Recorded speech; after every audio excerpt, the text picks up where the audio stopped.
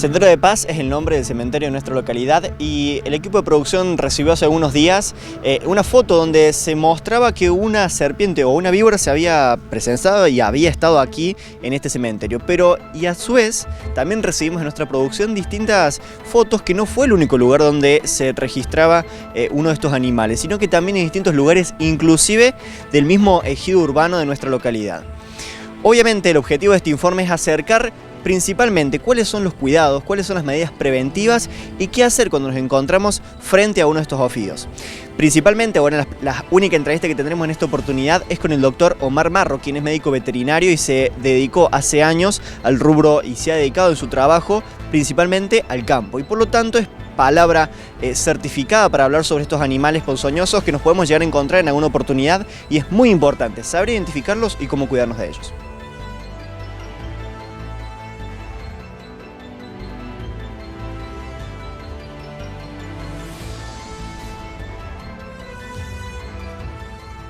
Como decía en introducción, justamente es importante tener la palabra de un profesional sobre este tema y es por eso que estamos con el doctor Omar Marro, médico veterinario de nuestra localidad, que tiene amplia experiencia, sobre todo en su tarea actual, que es en el rubro, en el área del campo, y es por eso que lo hemos invitado para charlar un poco sobre lo que decíamos, ¿no? Estos puntos o estos lugares que hemos encontrado en nuestro pueblo de serpientes o víboras. En primer lugar, bueno, buenas tardes, doctor, y muchas gracias por venir. Y la primera pregunta que tenemos es, ¿qué tipos de serpientes o víboras podemos encontrar en el territorio provincial, inclusive acá en Luque? Bueno, buenas tardes. Y respecto al tema ofidios y básicamente a las serpientes venenosas, la provincia de Córdoba y principalmente en nuestra región tiene tres géneros distintos que son Botrus, que son la yarará, dentro de ellos tres, la yarará chica, la yarará grande y la yarará ñata. La yarará chica es una serpiente pequeña, la yarará grande es la habitualmente conocida como víbora de la cruz y la yarará ñata por una particularidad que tiene en el extremo de su cabeza. Y el Crotalus es la serpiente de cascabel y bueno, y después la variedad de la serpiente de coral. Esas son las tres variedades que existen o que se pueden encontrar en la provincia de Córdoba y también en nuestra región, pero principalmente en esta región el género dominante es el Botrus, o sea, las víboras de yarará. Ahora, si nosotros nos encontramos con alguno de estos animalitos dando vueltas, ya sea en nuestra casa o en el campo, doctor, ¿qué es cómo las identificamos? ¿Cómo nos damos cuenta si es una serpiente venenosa o si es una víbora? ¿Cómo hacemos? Básicamente, si uno detecta la presencia de un ofidio, lo que hay que tratar es de no acercarse.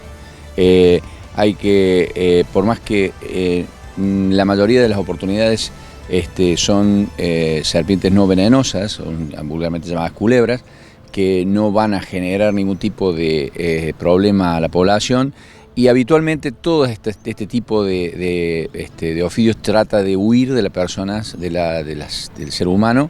No es habitual de que venga hacia el ser humano, sino que al contrario, ante la presencia del humano lo que vamos a ver es que se retiran rápidamente, salvo que se las moleste o se encuentre en una situación de ataque circunstancial o circunstancialmente se pueda tropezar con ella. Si no, es muy difícil que se produzca un ataque profeso. Entonces, ante la presencia de un ofidio, lo que hay que tratar de hacer es no explorar de qué tipo de animal se trata, sino alejarse, tratar de ver hacia dónde va y ver quién puede responsablemente hacerse cargo de eso, reconocerla y eventualmente quitarla de ese lugar y llevarla a un lugar seguro.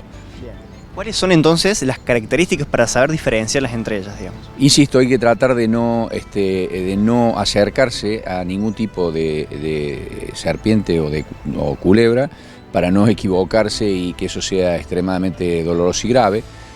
Pero en general la diferencia principal que existe, poniendo el género yarará aparte, coral aparte, las serpientes venenosas tienen características que son la cabeza triangular, la existencia de cuello, es decir, una retracción del cuerpo detrás de la cabeza y una cola corta. En general son de un color amarronado con dibujos romboidales y de cuerpo aplastado.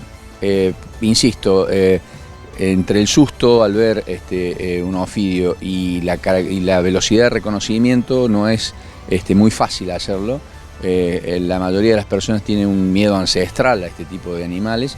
Entonces la reacción es asustarse mucho y tratar de huir naturalmente. Mi recomendación es intentar alejarse del peligro y no tratar de identificarla, pero se trata de un animal venenoso o no. Dentro de, de las informaciones que nosotros tenemos, es que inclusive aquí en la zona urbana se habían encontrado con estos ofidios. Principalmente, doctor, ¿cuáles son las medidas preventivas que podríamos aplicar en casa o inclusive en el campo para evitar, digamos, en el campo, como digamos que es un lugar más bien natural donde los podemos llegar a encontrar, pero aquí en casa, ¿qué hacemos? ¿Cómo podemos evitar que estén? Para terminar la descripción, la serpiente de coral, que es una serpiente pequeña que se suele encontrar acá, normalmente la que se encuentra habitualmente son las denominadas falsa coral. La diferencia que existe entre la falsa y la verdadera, o sea, entre las falsas que son culebras comunes y la venenosa, es que entre dos bandas negras tiene que haber contenido dos bandas claras. No olvidemos que estas generalmente tienen un color, la combinación de colores circulares en todo su cuerpo, que son el rojo, el negro y el blanco crema. Y la característica que existe entre la diferencia entre la venenosa y la no venenosa es en que entre dos bandas negras existe dos bandas de colores claros. Pero insisto, la serpiente de coral tiene una característica distinta que no responde a lo que decimos recién, la diferenciación de la cabeza con el cuerpo, sino que es de tipo cilíndrico o tubular, y no hay diferenciación, no tiene cuello. Aparte hay otra cosa más interesante, que es que técnicamente son distintas la colocación de los incisivos por los que inyectan el veneno.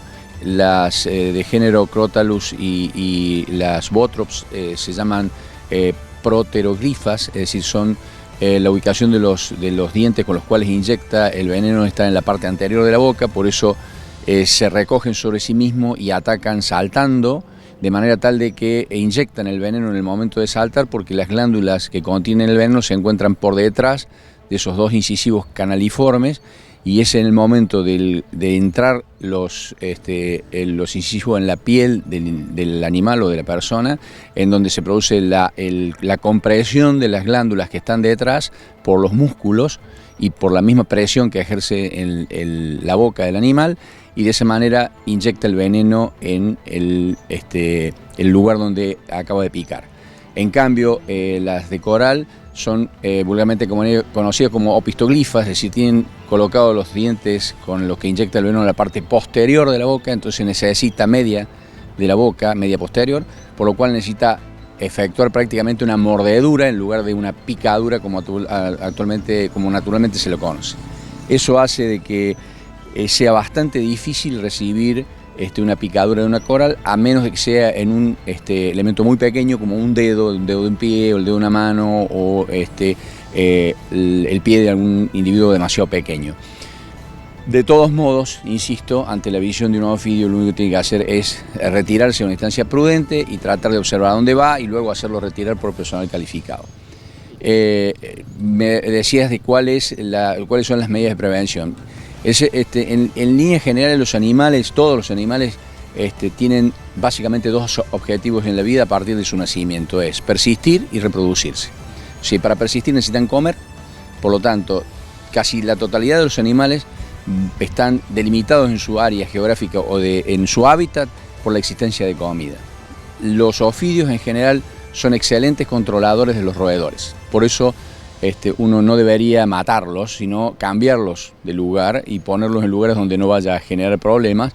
Esto generalmente con un ofidio venenoso es difícil de respetar, pero sí con los que no son venenosos, por eso es importante que quien haga el retiro de estos animales sea personal calificado y en condiciones de saber diferenciar uno de otro, porque ayudan al control de los roedores, fundamentalmente ratas y ratones.